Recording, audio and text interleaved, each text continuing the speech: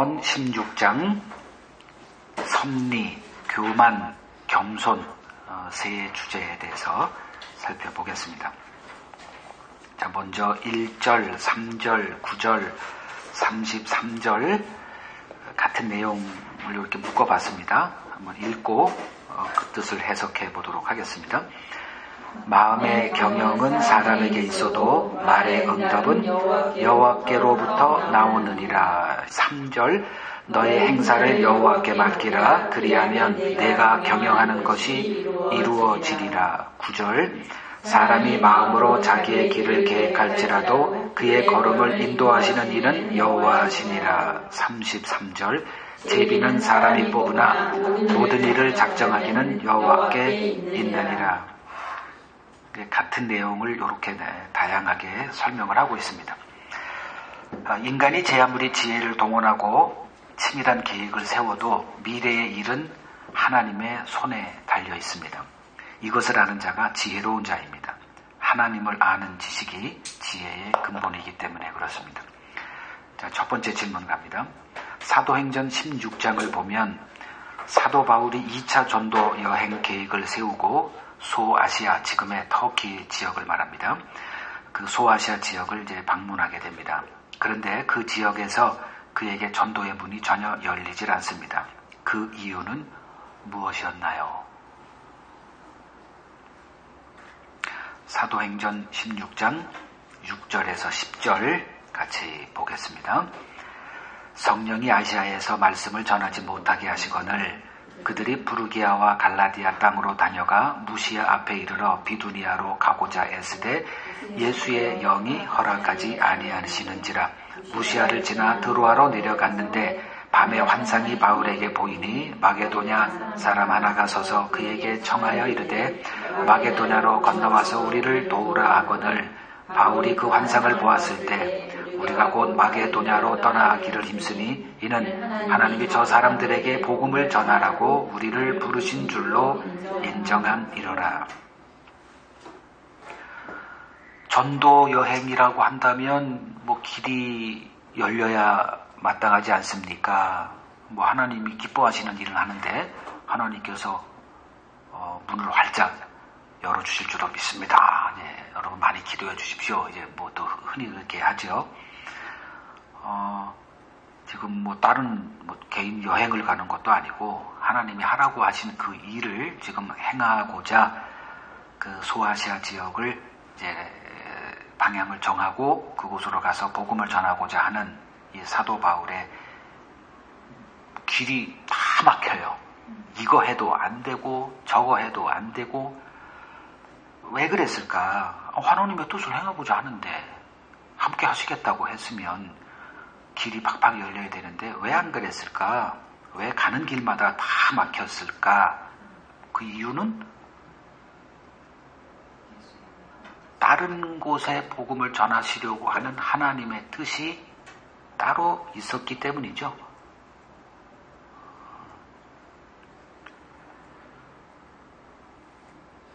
그래서 우리가 하나님의 뜻을 이해하는 게 중요하고 내가 하나님의 뜻을 행하고자 하는 내 뜻조차 그 하나님의 뜻 아래 종속 변수다. 이것을 우리가 늘 명심을 해야 되죠. 그래서 내가 계획했던 것이 막히더라도 내가 기대했던 것이 주어지지 않더라도 하나님의 뜻이 지금 따로 있구나를 알게 되면 좀 견뎌낼 수 있는 거죠. 그래서 범사에 감사하라, 쉬지 말고 기도하라, 항상 기뻐하라.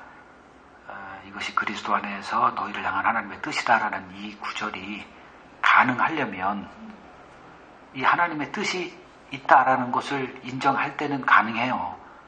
근데 그것을 이게 떠오르지 않다거나 나는 왜 그러지? 내가 지금 하나님의 뜻에서 벗어나 있나? 지금 바울이 하나님의 뜻에서 벗어난 게 아니잖아요. 단지 방향이 좀 틀렸다는 것뿐이지. 이런 것들을 잘 생각한다면 얼마든지 가능한 일이죠. 두 번째요. 마가복음 10장 35절에서 37절을 보면 야고보와 요한이 주님께 주님의 나라가 임할 때 그 나라에서 높은 지위를 달라고 하는 청탁하는 내용이 나옵니다. 자, 이같이 제자들은 자신의 욕망을 간직한 채 주를 따르고 있었습니다. 그러나 주님은 그들을 향한 다른 계획을 갖고 그들을 부르시고 함께하고 계십니다. 그들을 향한 다른 계획이 무엇이었는가가 질문입니다. 마가복음 10장 35절에서 31절 그들이 뭘 구했는가? 주님의 나라가 임할 때 우의정은 나, 좌의정은 얘, 뭐 이걸 지금 구했던 겁니다. 그러니까 성령이 임하기 전에 제자들의 모습이 바로 이랬다는 거죠. 육신의 생각을 앞세우면서 주를 따르고 있었습니다. 우리들의 보편적인 모습이고요. 그렇다면 주님의 그들을 향한 계획은 무엇이었는가? 누가복음 5장 10절을 보세요. 누가복음 5장 10절. 세베대의 아들로서 시몬의 동업자인 야고보와 요한도 놀랐음이라. 예수께서 시몬에게 이르시되 무서워하지 말라. 이제 후로는 내가 사람을 취하리라. 이렇게 말씀하십니다. 지금 배경은 주님이 하신 말씀을 따라서 그물을 던졌더니 그물이 찢어질 만큼 물고기를 많이 잡고 놀란 거예요. 그리고 이제 베드로가 어떤 일이 벌어졌냐 하면 이 일이 그에게 어떻게 작용이 됐는지는 모르지만 갑자기 주님 앞에 엎드리고 주님 나를 떠나소서 나는 죄인입니다 라는 고백이 그냥 그의 입에서 튀어나오죠. 그 이후에 주님이 베드로에게 무서워하지 말라. 이제 후로는 네가 사람을 취할 거야 라는 주님의 뜻을 살짝 비춥니다. 주님이 어떤 계획이 있기 때문에 그들을 불러서 자기와 함께 하시고 이제 하나님을 구원 그리고 그리스도를 알아가도록 기회를 주셨는데 이 주님이 부르신 그 뜻이 무엇인지를 알아가는데 참 오래 걸렸어요. 한참 후에 이제 그 뜻이 이거였구나 해서 자신들의 삶을 그 복음을 전하는 증인의 역할을 하는데 다 드릴 수가 있었고 그 중간까지는 이제 뭐 계속 자기들의 욕망을 포기하지 않고 따라갔던 거죠. 그 사도행전 1장 8절에 이제 성령이 임하게 됐을 때 너희들이 무엇이 될 것인가 다시 한번 얘기가 나오죠. 오직 성령이 너희에게 임하시면 너희가 권능을 받고 예루살렘과 온 유대와 사마리아와 땅끝까지 이르러 내 증인이 되리라 이렇게 말씀을 하십니다. 주님이 우리를 향한 계획이 있는 거예요. 근데 그 계획은 뭐 여러 가지 다양한 형태로 나타날 수가 있지만 똑같은 거죠. 주님의 일을 증거하는 증인이라는 거죠. 이 하나의 목표 아래 교회가 다 이렇게 자기의 기능들을 행하고 있습니다. 그러니까 무엇을 하든 간에 그거는 자유지만 주님의 하신 일을 증거하는 그 증인의 역할에서 만약에 벗어나 있다라고 한다면은 그거는 헛된 일이죠. 그래서 우리가 알아야 될 것이 아까 우리가 지금 대구절을 읽었죠. 마음의 경영은 우리에게 있어도 말의 응답은 여호와께서 나온다. 너희 행사를 하나님께 맡겨. 그래야면 네 경영이 이루어질 거야. 사람이 마음으로 자기 길을 계획할지라도 그의 걸음을 인도하시는 분은 여호와야. 제비는 사람이 뽑으나 이를 작정하기는 여호와께 있어. 이제 이 말씀의 뜻이 무엇인가? 내 삶을 주관하시는 분이 따로 있다. 내가 아무리 계획을 세우고 내 뜻을 주님의 뜻에 맞췄다라고 하더라도 그것 다 주님의 뜻 아래 언제든지 변할 수 있는 거다. 그래서 오늘 아침에 우리가 봤던 여호수아에게 군대 대장이 나타나서 네 신을 벗어라. 이것이 우리에게 가장 필요로 한 것이다. 주를 따르기 위해서 가장 먼저 해야 될 게 자기 생각을 내려놓는 거다. 그 다음에 두 번째 4절을 같이 읽겠습니다. 여호와께서 온갖 것을 그 쓰임에 적당하게 지으셨나니 악인도 악한 날에 적당하게 하셨느니라. 사람들이 성경에 대해서 오해하는 것 중에 하나가 선악과의 존재일 겁니다. 선악과가 없었더라면 인간의 타락하는 일도 없었을 것이다. 그래서 하나님의 저주받는 일도 없었을 것이다. 결국 모든 원인이 하나님께 있는데 왜 인간이 심판을 받아야 되느냐? 이해 못하겠다. 이렇게 병 주고 약 주는 하나님을 이해하지 못하고 또 기독교에 대해서도 그냥 피상적으로 냉소적인 그런 마음 자세로 교회 생활을 하거나 아니면 문을 닫아버리거나 이렇게까지 합니다. 이러한 오해는 성경을 너무 단순하고 피상적으로 보기 때문입니다. 하나님께서 선악과를 등장시킨 이유는 우리에게 죄가 무엇인지를 가르쳐 주기 위해서입니다. 하나님께서 어떤 일을 행하실 때는 그 일의 결과가 중요한 게 아니라 그 일을 왜 행하시는가, 그래서 그걸 통해서 우리에게 뭘 말씀하시는가에 우리가 주목해야 되는 거죠. 자, 질문을 갑니다. 마태복음 10장 1절에서 4절을 보면 예수님께서 12사도를 선택하시는 장면이 나옵니다. 12사도 중 한 명이 예수를 배신할 가룟 유다였습니다. 주님께서 그가 자신을 배신할 것을 모르고 하신 것이 아니라 그가 자신을 배신할 것을 다 아시고 그를 제자로 선택한 것입니다. 주님의 의도는 무엇이었을까요? 지금 우리가 이걸 보는 것은 여호와께서 온갖 것을 그 쓰임에 적당하게 지으셨나니 악인도 악한 날에 적당하게 하셨다.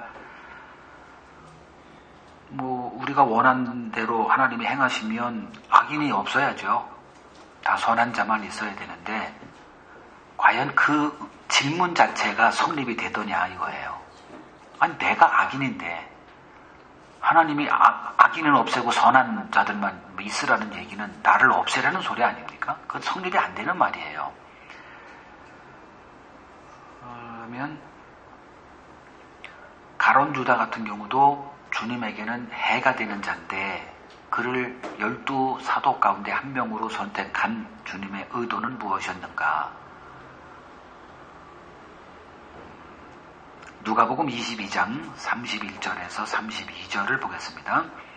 시몬아 시몬아 보라 사탄이 너희를 밀가부르듯 하려고 요구하였으나 그러나 내가 너를 위하여 내 믿음이 떨어지지 않기를 기도하였노니 너는 돌이킨 후에 내 형제를 굳게 하라. 자, 이 말씀을 베드로에게 하심은 베드로에게 뭘 좀 알라는 말이었을까요?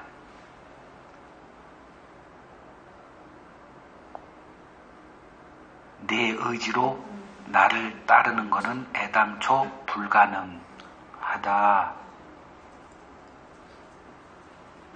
그래서 베드로와 가룟 유다가 딱 대조되게 하신 겁니다. 둘 다 주님을 배신하기는 매일반. 자기 의지로 주를 따르는 것이 불가능한 것을 보여주기 위해서 가룟 유다 같이 중간에 빨리 판단하고 주님에게서 돌이켜서 팔아버리는 일. 이게 우리가 가는 길이죠. 근데 베드로는 어떻게 해서 끝까지 주를 따를 수가 있었는가? 여기 답을 말씀하셨죠. 내가 너를 붙들었기 때문이야. 주를 따르는 일은 주님의 끝까지 붙들어 주시는 은혜가 있기 때문에 가능한 일이구나. 이걸 잊어버리지 말라는 거죠. 잊어버리면 어떻게 하죠? 나는 다른 사람보다 더 나아. 이 생각에 사로잡히게 됩니다. 이게 은혜에서 끊어지는 거죠. 그러면 주를 따르는 일이란 무엇이길래 주께서 붙들어줘야만 하나 한번 보겠습니다. 누가복음 14장 33절을 보세요. 누가복음 14장 33절 읽습니다. 이와 같이 너희 중에 누구든지 자기의 소유를 버리지 아니하면 등이 내 제자가 되지 못하리라. 자기의 뭐라 그랬어요? 모든 소유를 버리지 아니하면. 이게 가능한 일인가요? 뭐 어느 정도는 내놓을 수 있죠. 근데 주님이 요구하는 건 그게 아니죠. 모든 겁니다. 이 모든 소유가 뭐가 있을까요? 여러분들이 이거는 내 거야 라고 하는 거 뭐가 있죠? 가족이 있죠. 그리고 또 하나가 생계에 따르는 직업입니다. 두 가지에 다 포함되어 있어요. 돈과 가족입니다. 이거 다 포기하래요. 그거를 버리지 아니하면 능히 내 제자 안 돼. 이걸 이제 들어야 돼요. 소유를 늘리고자 주를 믿고 있는데 모든 소유를 버리지 아니하면 능히 내 제자가 되지 못해. 이런 구절을 써놓은 사람은 저는 못 봤어요. 이게 은혜가 되는 얘기 아닙니까? 이걸 못하는데 지금 주를 따르고 있다. 이게 은혜 아니에요? 그래서 우리는 주를 따르는 거를 너무 쉽게 생각하죠. 내가 마음만 먹으면 따를 수 있지. 보통 이렇게 생각합니다. 그게 불가능하다는 거를 이제 말씀을 대할 때, 이게 아니었구나. 내가 결정하는 거에 따라 교회 다니지 이런 생각이 얼마나 내 선입관인지 이제 알 필요가 있습니다. 그 요한복음 13장 10절에서 11절을 보죠. 요한복음 13장 10절에서 11절 읽습니다. 예수께서 이르시되 이미 목욕한 자는 발밖에 씻을 필요가 없느니라. 온몸이 깨끗하니라. 너희가 깨끗하나 다는 아니니라 하시니 이는 자기를 팔 자가 누구인지 아심이라. 그러므로 다는 깨끗하지 아니하다 하시니라. 주님께서는 제자 중 하나가 자기를 팔 것을 이미 다 알고 계셨어요. 그러니까 그게 어느 시점이냐? 제자를 선택하고 그리고 한참 지나다 보니 요놈이 날 팔 거구나 이렇게 된 게 아니라 그걸 다 아시면서 선택을 했다는 거예요. 그것도 모르고 제자를 선택하고 내 배신당했네, 잘못 선택했네 이런 분이 아니라는 거죠. 그러면 지금 여기서 설명이 되어져요. 그러니까 왜 가룟 유다, 즉 악인도 다 때에 맞게 쓸모가 있으니까 존재하는 거야. 사탄, 없애면 되지.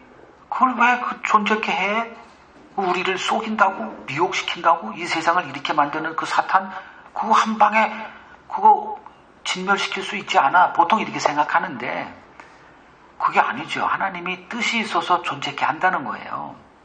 그러니까 데살로니가 후서 2장에 봐도 사탄의 존재 이유, 왜 미혹시키느냐, 그걸 허용을 하느냐, 그게 다 나와 있거든요. 그러면 비근한 예로 가룟 유다를 이렇게 선택해서 12명 가운데 하나로 이게 계속 같이 있었어요. 그 이유가 뭐냐? 여기 지금 설명되어 있죠. 이미 목욕한 자는 발밖에 씻을 필요가 없어. 지금 예수님이 갑자기 뜬금없이 자기가 종 노예 같은 모습으로 물 떠다가 수건을 여기다 차고 노예 모습이거든요. 제자들의 발을 씻기니까 이게 견딜 수가 없는 거죠. 이게 섬김을 받아보지 못한 사람은 섬김 받는 거 이거 익숙하지가 못해요. 그러니까 베드로도 이건 못합니다. 이렇게 그때 주님이 이제 요 얘기를 하시는 거죠. 8절에 내가 너를 씻어주지 아니하면 너와 난 상관없어. 이 얘기를 듣고 나서 베드로가 그러면 절 목욕시켜주세요. 아주 그냥 이렇게. 그래서 한 말이 요거죠. 이미 목욕한 자는 발밖에 씻을 필요가 없어. 온몸이 깨끗하기 때문이야. 너희가 깨끗하나 다는 아니야. 이렇게 얘기를 하세요. 그러니까 씻겨준 자가 있고 안 씻겨준 자가 있다는 거예요. 물론 지금 씻긴 이 말은 나중에 이제 그 주님의 십자가 사건 그게 적용되는 게 따로 있으니까 이제 그걸 다 이제 연관시켜서 이제 보면 이해가 되는 말이죠. 다 깨끗해. 근데 한 명은 아니야. 이제 이 소리입니다. 그럼 씻겨주면 돼요. 근데 안 씻겨줘요. 아니 다 씻겨주는데 한 명은 또 왜 안 씻겨줘요? 뭘 알려주려고 하는 거죠. 우리는 그거 다 씻기지 왜 그래 뭐 이렇게 할 게 아니라는 거예요. 의도적으로 그렇게 한다는 거예요. 그러면 씻김 받는 게 내 뜻대로 되는 거냐, 내가 예수 믿는 게 내 뜻대로 되는 거더냐, 이걸 지금 묻고 있는 거예요. 그래서 주님이 지금 하신 일들, 이거를 이제 배워야만 이제 그 길을 가는 거고, 이 세상에 악인과 의인이 그냥 공존하는 것도 이해가 됩니다. 이제 마지막 구절 18절에서 19절 읽겠습니다. 교만은 패망의 선봉이요 거만한 마음은 넘어짐의 앞잡이니라. 겸손한 자와 함께하여 마음을 낮추는 것이 교만한 자와 함께하여 탈취물을 나누는 것보다 나으니라. 우리는 성경이 말하는 교만과 겸손의 의미를 바로 알고 있어야 합니다. 국어사전 보고 해석하면 안 됩니다.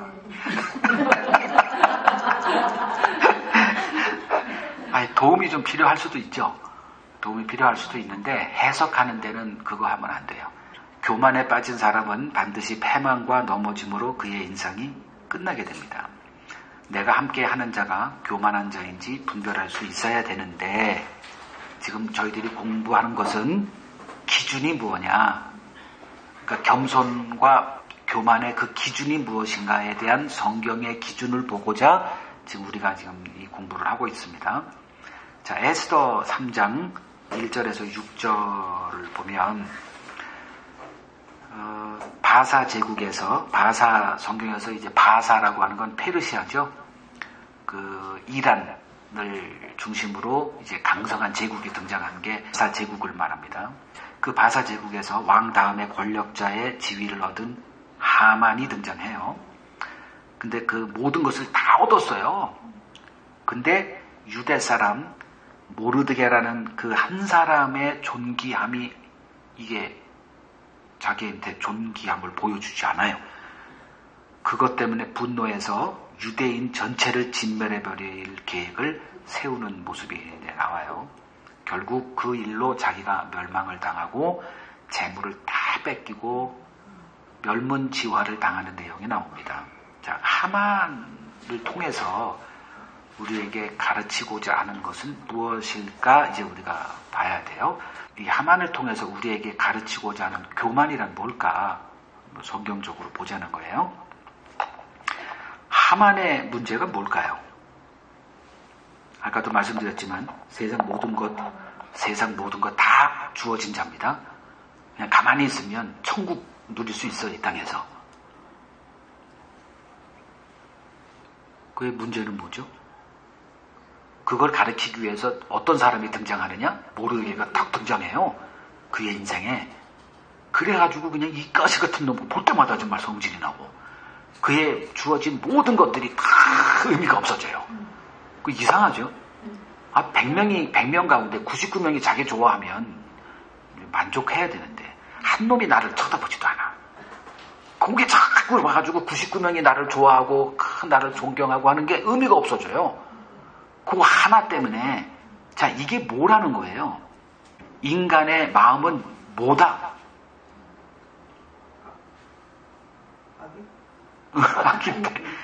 인간의 그 마음, 그릇으로 표현한다면 채워진다, 안 채워진다? 뭐로도 안 채워지는 게 인간의 마음이라는 거예요. 이게 욕망의 실체라는 거예요.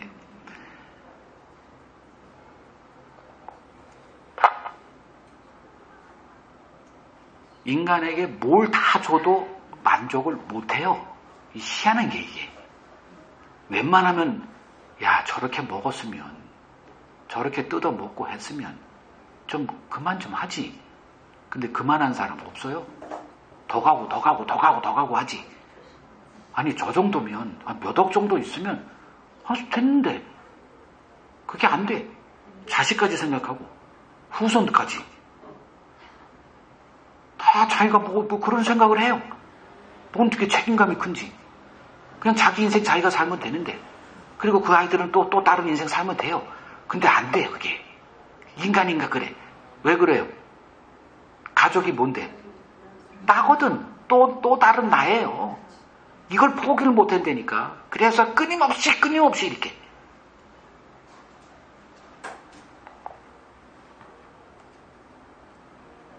그래서 성경에 딱 정확한 말이 있어요. 인간의 마음을 표현하는 그 말, 단어가 등장해요. 성이 무시요. 무시. 무적행. bottomless pit. 끝이 없어. 채워도 거기에서 사탄이 나와요.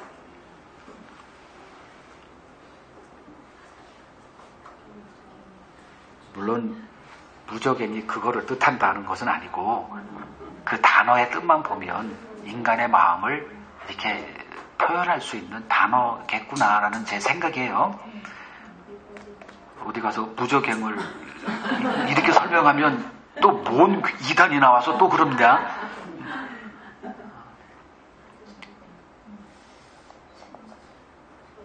자, 토익 제가 하나 드릴게요. 토익거리. 전도서 2장 1절에서 12절을 읽으시고 솔로몬이 우리에게 주는 교훈은 무엇인가 한번 토의해 보세요. 5분 드릴게요. 이번에 뭔 간증을 하는 거예요? 그 11절에서 어느 정도 결론이 나죠? 자기가 원하는 거 가지고 싶은 걸 다 가져갔지만 결국은 모든 것이 다 헛되다. 거기서 제일 중요한 단어.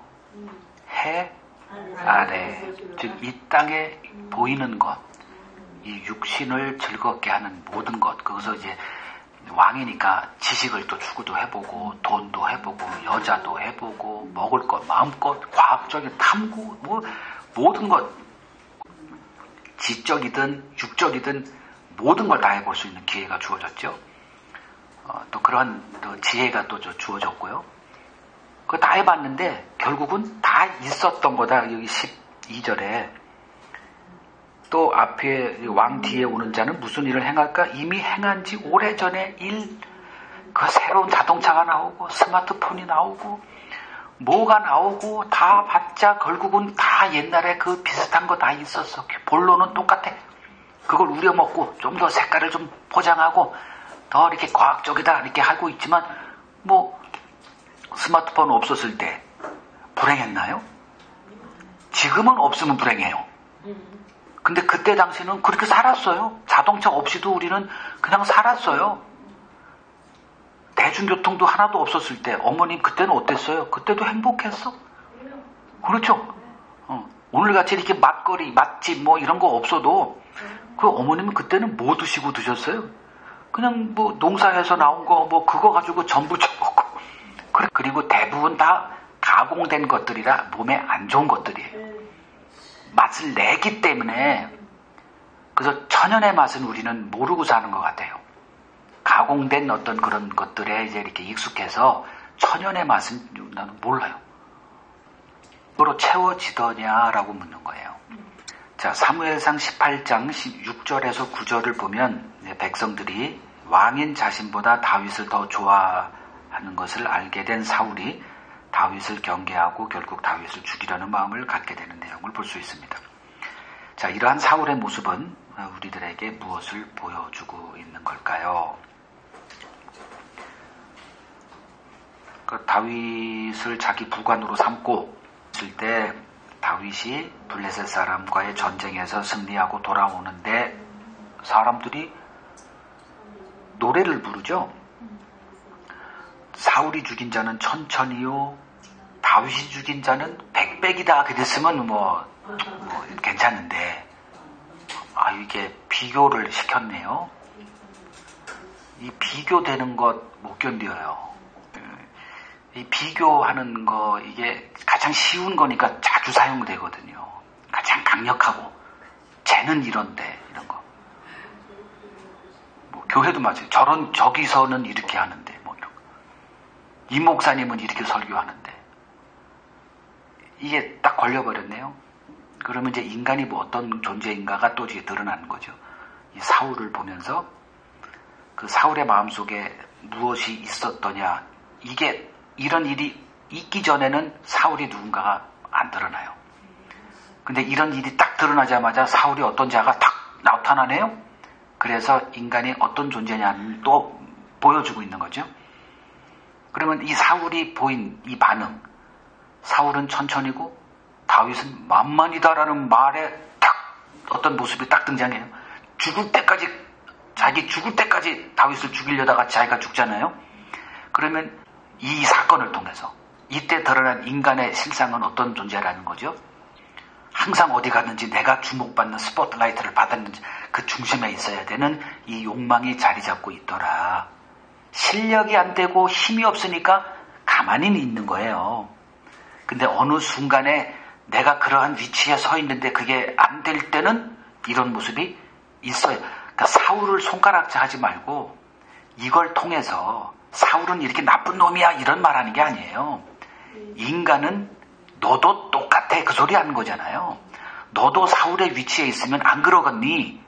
내가 이런 위치에 있었으면 뭐 직장에서나 아니면 사람들이 있는 조직 상태에서 내가 만약에 이런 위치에 딱 올랐을 때 사람들이 만약에 이런 소리를 나한테 한다?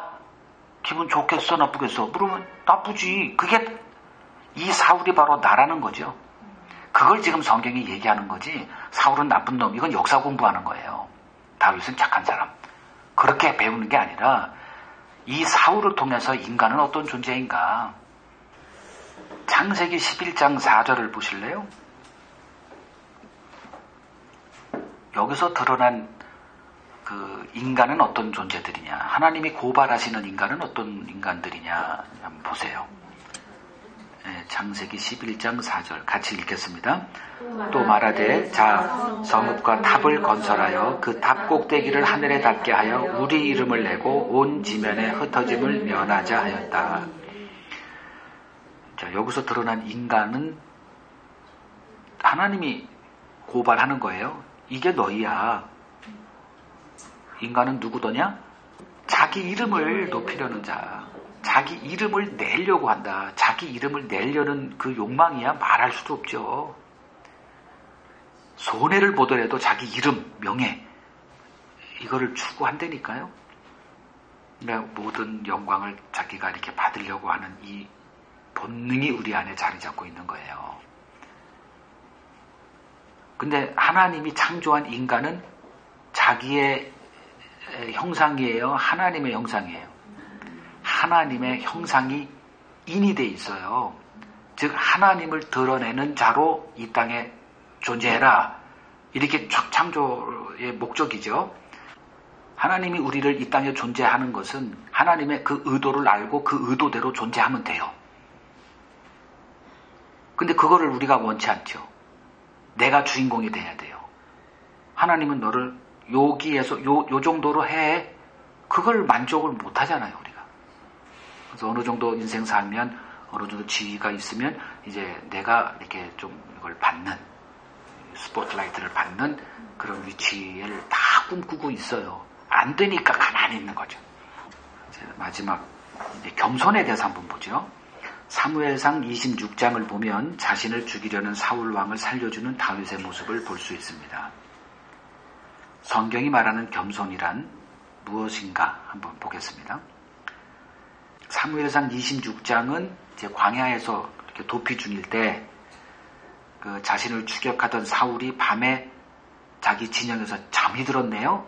그래서 제자들이 여기 몰래 침투해서 사울을 죽이자고 할 때 다윗이 가서 사울의 창과 물병만 갖고 이렇게 나온 그 내용이에요.